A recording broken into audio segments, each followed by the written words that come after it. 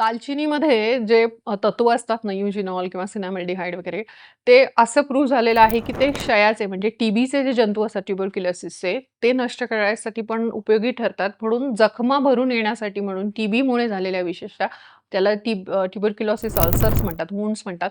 त्याच्यामध्ये ह्या दालचिनीचा तेलाचा वापर करता येतो. त्याचप्रमाणे दालचिनीचं तेल जे आहे ते रजस्रावी सांगितलेलं आहे. रजस्रावी म्हणजे काय, की ज्यांची पाळी अडलेली असते ती म्हणजे पाळी सुरू होण्यासाठी म्हणून ते काम करतं. म्हणजे बीजग्रंथींवर आणि गर्भाशयावर या दालचिनीच्या तेलाचं उत्कृष्ट काम आहे, उत्तेजन या स्वरूपामध्ये.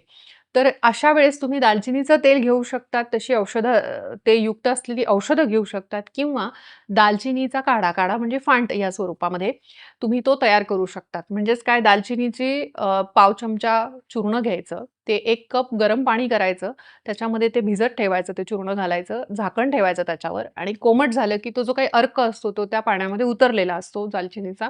असं पाणी जर तुम्ही घेतलं, तर ज्यांची पाळी अडलेली आहे किंवा पाळी व्यवस्थित येत नाहीये, त्याच्यामध्ये सुद्धा हा दालचिनीचा जो काढा आहे, अशा प्रकारे करून घ्यायचा. उकळवायचा नाहीये दालचिनी घालून.